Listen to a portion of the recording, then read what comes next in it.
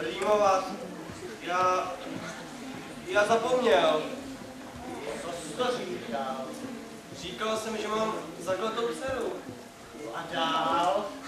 Onem, pomozte nějak. Dceru. To je taky slovo tohle. Co s tím? Abych věděl. Ale já taky. Nemůžeme poučit. Jistě zkusila jiný klímu, ale se člověk vždycky na něco uchne. Už to mám. Byla krásná v každém směru. Teď je bledá jako smrt. A jsme zase tam, kde jsme byli. Smrdno. Říkám vám. Nepouštějte se samostatně do větších projevů. Člověk se tu chce vyhnout určitým slovům. To je nahodno taková ten právě. Hledá jako smrt a vychvětlá jak obr je silný, ale má jistě slabé místo. Kdybychom v tomhle měli jisto, obr jason, nedá plíc jason, nedá jason, bylo by koně. Když se tohle podaří, půjdeme spolu kolkat. A já budu zase zlatý vlák, smutlou nožku, okrouhlý bod a ňadra dvoucí, dědečka. Já jsem také mýval zlaté vlasy, takže víš, co to je, když člověk je vyrvala matka.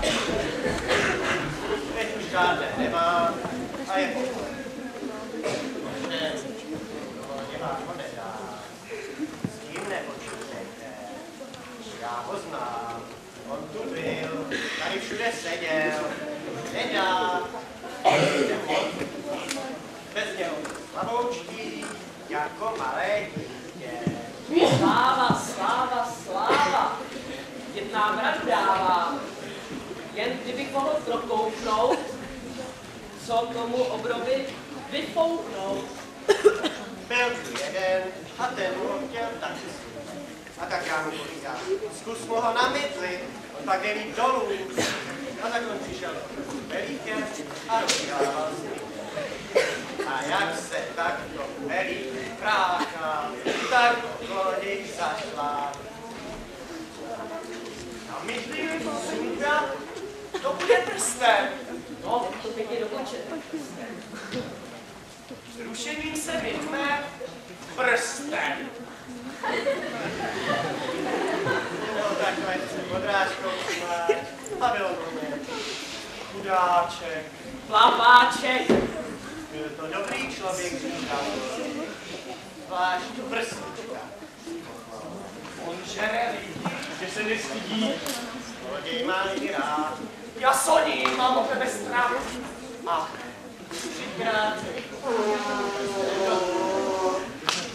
když se jí poprvé stane být mužem, když se jí podruhé promění se, když se jí potřetí, vrátí se bývalá král.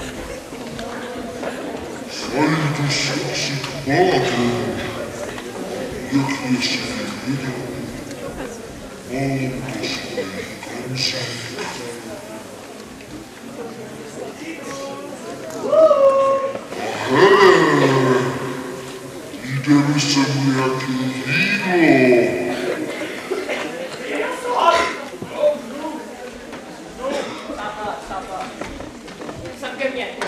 Jsme se držet pohromadě, protože na obrát. Jsme narazili. je tohleto? To nevím. Já to nevím. Je to svázané. Co je tam uvnitř? Až! To nevím, ale hrozně to zapáchá. Co říkáte, děti? Obr? Že je tady? Je tady někde obr. Musím se rozhlédnout. No, rozhlednu. Cože? Ale děti, ne, prosím vás všechny najednou. To je potom zmatek a nikomu nerozumím. Pěkně je to. Tak třeba ty, jak pak se jmenuješ? Jiříček? Ještě nemá zuby. On už nemá zuby. Tak pak si nám chtěl říct. Jo, tobě se to nelíbí. Ty chceš jít domů? To se mi to nelíbí. To už vydrž. Brzo bude konec.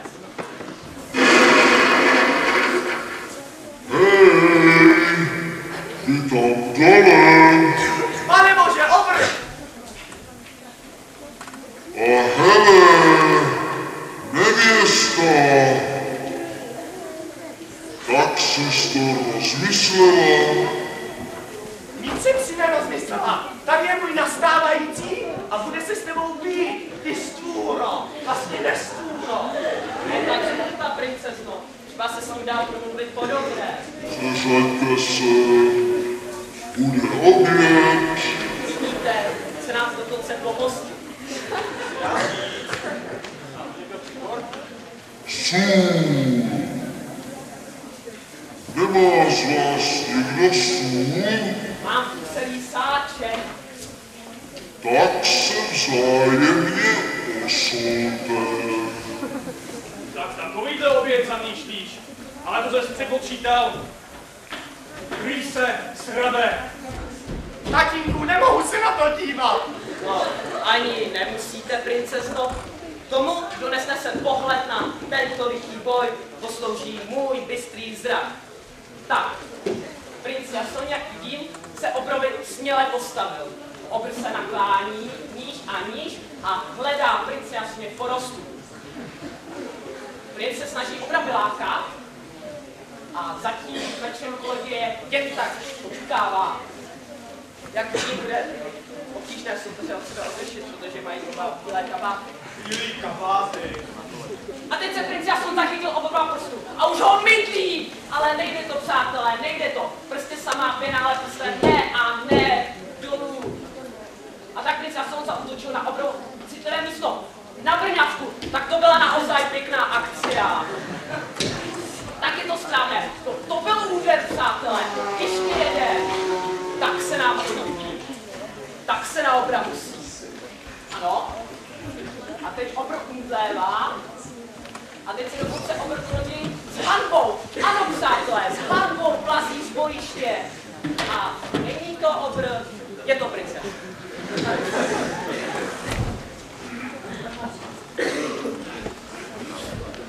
Já myslím, že má dost. Tvůj kořínek. A víte, co udělal, když říkal, že budu po prstenu? Stáhl si ho z prstu, zabalil do kapesníku a strčil do kapsy. Kde tak? Silou tu nic nezmůžeme. To já říkám od začátku. Musíme na ně líst. Liďa? No, nějak šikovního přilákat, aby ten prsten sundal. Takhle se